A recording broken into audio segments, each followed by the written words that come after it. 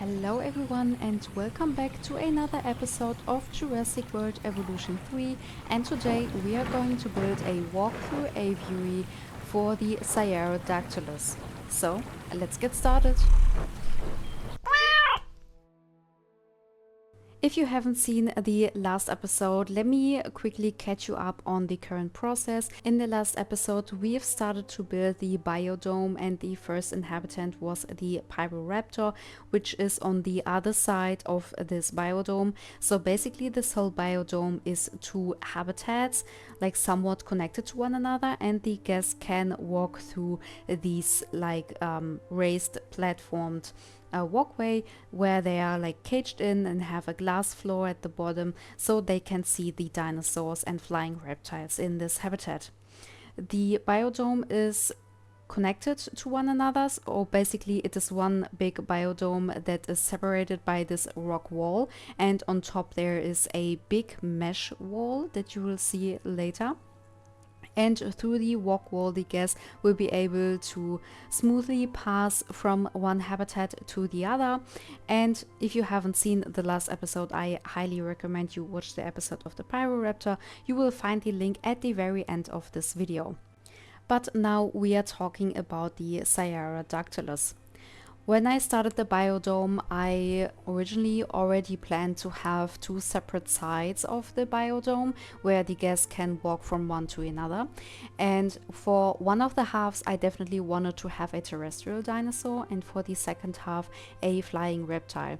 And this was somewhat around the time when the next patch or the next free update and the next DLC was announced, so I knew that there would be one more new flying reptile. And I was thinking about adding one of the different ones that we already had, but I thought, why not use this opportunity and introduce you guys to the Cearadactylus that was introduced to Jurassic World Evolution 3 through the last free update. So you actually do not need to get the Rebirth expansion pack. This is a dinosaur that is updated in your game for free. And since we have a flying reptile on one side of the biodome, I definitely needed to make this escape proof. So I didn't want to completely close off this barrier in the middle of the biodome. So I didn't really want to use only rock walls. I definitely wanted to keep it semi-open at the very top, so not only for the airflow, but also I feel like this would look much better. You will now see me building this like mesh wall, but I actually later deleted it and made a different kind of mesh wall. For that I used also the new mesh gantry pieces that we have. I think they are from the Rebirth expansion pack, so you would need to get this one in order to make the mesh wall, but you can totally use the fence pieces that we have in the game, though they can be a little bit finicky around the rounded corners. So you will definitely need to figure out how to do it. As I was not able to figure out a way, I later use different pieces, and they have like a diagonal piece, so it was okay to use for the round edges, and then like the ugly corners I covered them up with some climbing ivy. So you will see that in the cinematic shots what the end result of this mesh wall will actually look like. And for the habitat, I wanted to keep it relatively similar to the habitat of the Pyroraptor, so I kept like the whole style, the foliage quite the same. Also almost the layout of the habitat, so the walkway for the guests is really similar to the one before, and also the placement of the water is actually really similar. So I wanted to have this like almost like a little waterfall or a little bit of height variation when it comes to the water area. I also thought about building it a little bit differently, but I think I will try to use a new technique I found out in a different habitat, especially one that is much smaller, as I feel like this would not be super practical for this habitat. And since the terraforming was improved with the last update, I definitely wanted to use it. So now you can actually dig down more deeply into the actual ground of the habitat. Before it was like barely noticeable that you can dig down, and now you can make actually like crevices in the habitat. And also we can use the deep water brush now, so we not only can use the like regular water brush but also could put down deep water. So surely I had to use this one. The water area is not super big because the biodome is not like super large. I didn't want to make it like ginormous, but I still wanted to use a little bit of the new stuff that you can now actually use in here. And since the flying of the flying reptiles was also improved in the game, I also decided to make this like little arch with the rocks so that the dinosaurs or flying reptiles can actually fly underneath and above it. I actually was not able to film them flying underneath this one. I don't know if I can actually check the traversable area in the air for the flying reptiles, but you can just imagine what the Cearadactylus would look like flying underneath. But you will also later see that they will be able to sit on top, because also we got a new perching item, which is basically just a piece of wood. We have it in large and in small, and you can use that to let the flying reptiles actually sit on top of different items. Before we only had these like perching poles, I would say. You could also technically lower them down into rocks and they would still use them and it would look like they are sitting on top of the rocks. But these pieces are relatively large, so they are not super versatile.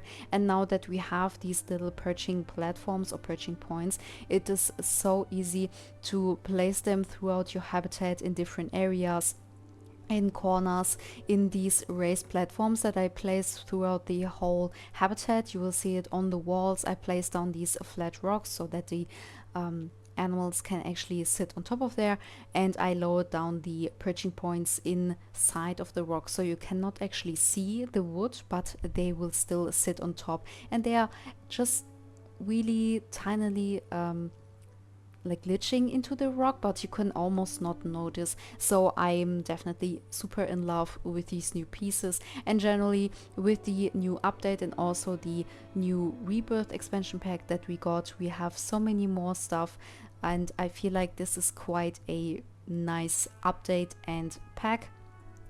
I am mostly excited for sure for the new building items that we got from the Rebirth DLC, but there's also a lot of like campaign stuff, new dinosaurs, new mutants and stuff like that. So I feel like this pack is good for almost every type of Jurassic World player that we have. If you're more of a campaign player or story player, or also for sandbox players. So I feel like this is really versatile, and though I wouldn't give it like a 10 out of 10 of a pack, I still feel like it is quite decent, and I personally probably would give it like a 7 out of 10, I would say. For the habitat build itself, as per usual, I firstly placed down all of the water that I wanted to have in this habitat, so I have like a general structure, and then I started to place rocks close to the water edge, so they are basically kind of containing the water. And I also feel like that rocks really close to the water barrier just look really nice and just give everything a structure. And then I of course also added this big arch of stone that I have. I wanted to have it connected to one of the corners of the pathways, and I feel like placing the different foot of the arch, I would say, inside the water was also quite nice. So I also don't really have like a big open water area, as we don't have like semi-aquatic or aquatic dinosaurs in here. I feel like we don't technically need like a ginormous water area, so placing the rock in the middle of this and almost acting like an island felt quite right. And so I started slowly building in this arch, and it was actually easier than I thought. I was kind of a little bit of procrastinating with this whole building, not only because of the whole building itself and this arch and stuff like that, but also because it's simply incredibly hot at the moment and I am sweating my butt off in my office at the moment, so I just didn't really want to sit in front of my PC. But here we are now and still building for Jurassic World.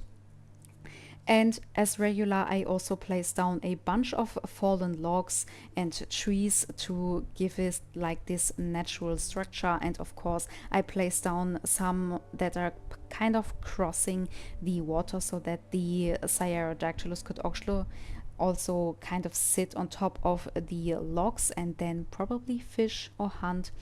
So I feel like this would be really nice.